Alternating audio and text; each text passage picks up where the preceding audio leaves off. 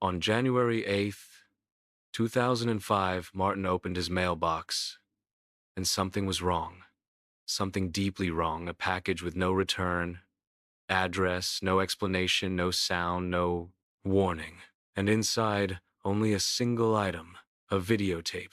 Silent, black, unlabeled, staring back at him like it knew something, like it wanted to be seen. Curious and nervous, Martin brought it inside. He dusted off his old camcorder and pressed play, and he should not have done that. He should have thrown it away, buried it, broken it, screamed.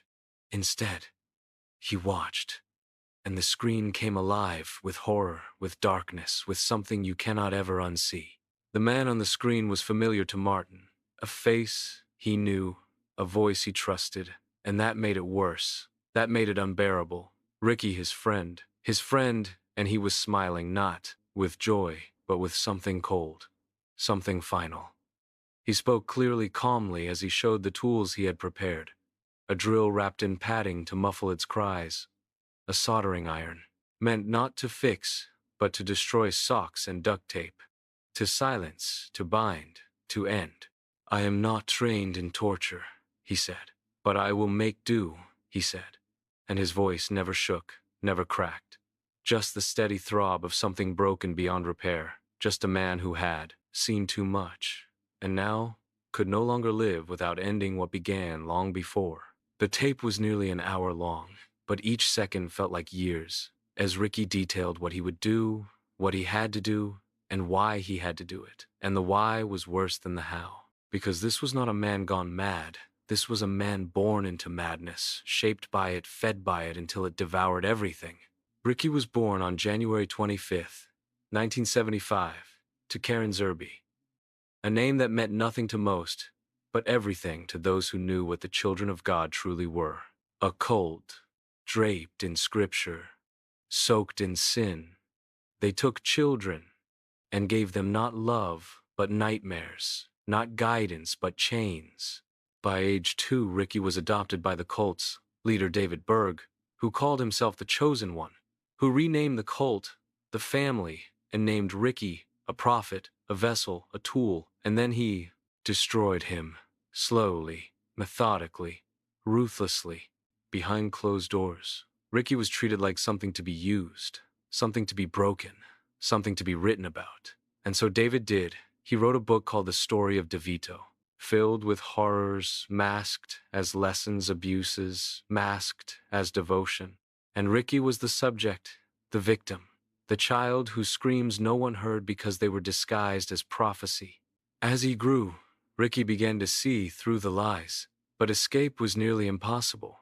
Until one day in 1999, he faked a visit to a compound in Mexico with his girlfriend and fled to the United States, trying to start a life, trying to forget, trying to breathe. He married her. He got a job. He lived in Tucson. He tried, he really did. But some things do not stay buried. Some screams echo forever, and the past clawed its way back, no matter how deep. He shoved it down because his abuser David was gone. But the cult lived on, run by his own mother. And the children kept crying even when the world turned away. In January 2005, Ricky made a choice. Not out of rage, but of exhaustion, out of sorrow. He mailed his video to the few people he still trusted, and he laid it all bare. Every wound, every scar, every plan. "There is a need," he said. "Not a want, not a wish, a need for revenge, a need for justice because he could not live like this anymore. Not when he knew others were still trapped, still suffering, still bleeding like he once did." He invited Angela Smith, his old nanny, the one who helped break him. He invited her to dinner. He smiled, he waited, and then he made her talk, made her tell, made her remember every face, every name. And then she was gone, and Ricky was gone too, not yet, but already.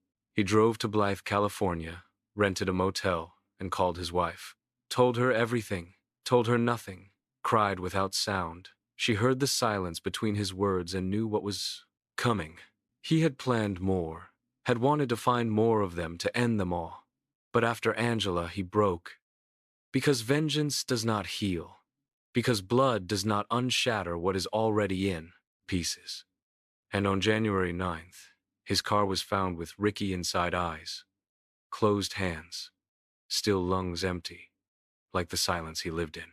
His wife was not surprised, because she had seen the weight he carried, the chains he never escaped, and the video he left behind was not just a confession, it was a scream, a final one, a recording of pain that does not fade.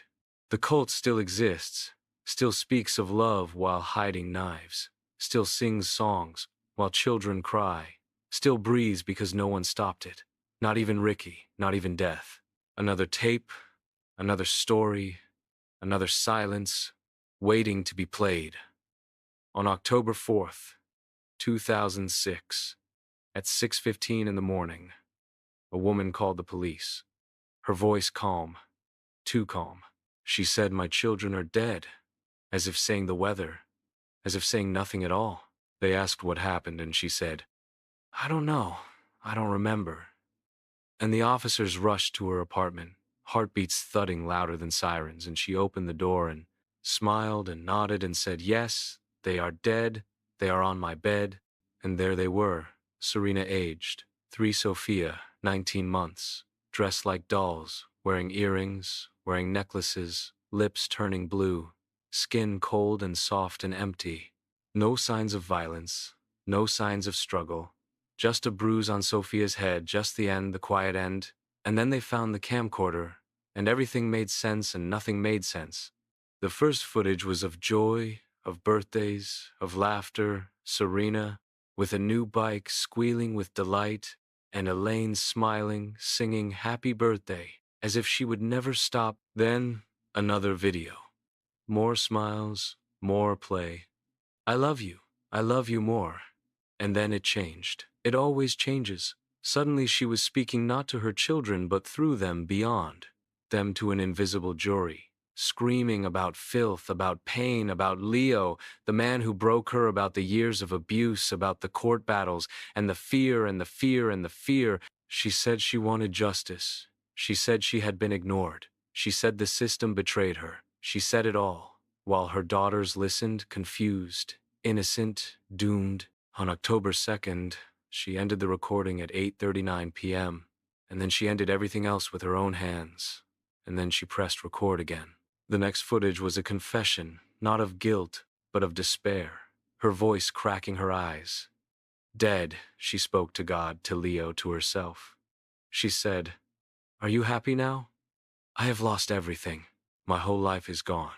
And the screen flickered and cut, and returned later with static, with silence, with echoes of screams never screamed. Elaine was arrested on the spot, and the footage sealed her fate. Life in prison, 25 years before parole, time to remember, time to forget. But those children are still gone, and their laughter is still frozen on tape, still echoing in that empty apartment where birthdays became funerals.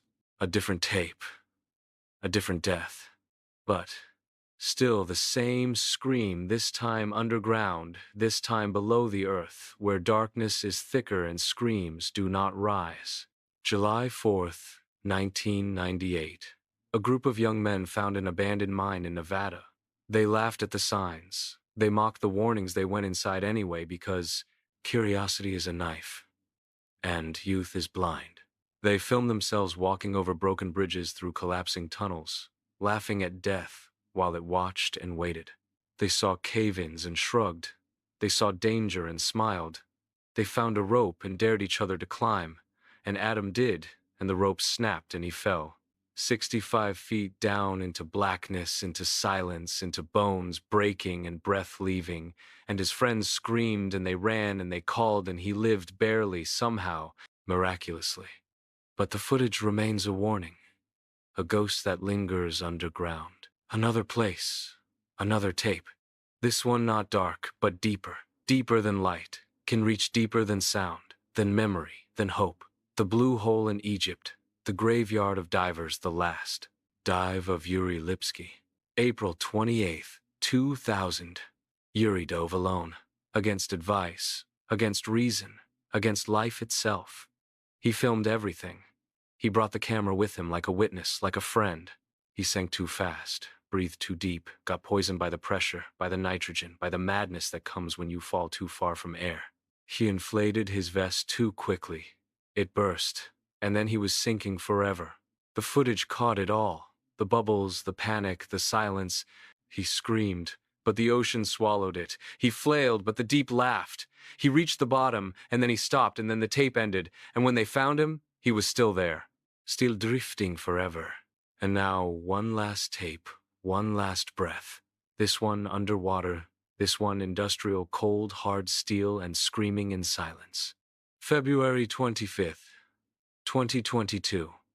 5 men working at an oil facility were sucked into a pipe by a vacuum created when a valve opened too fast, too wrong.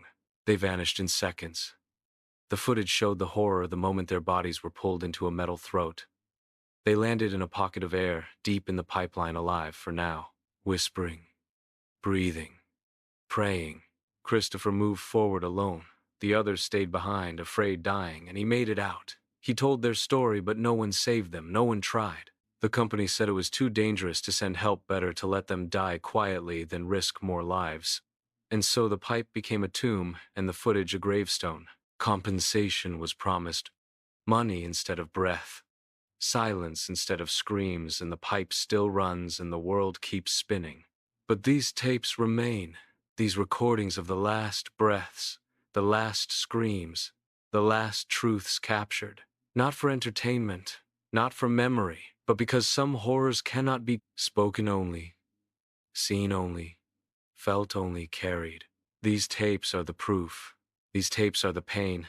These tapes are the dead reaching out and asking, did you hear me? Did you see me? Will you remember me? Or will you press stop and pretend none of this was ever real?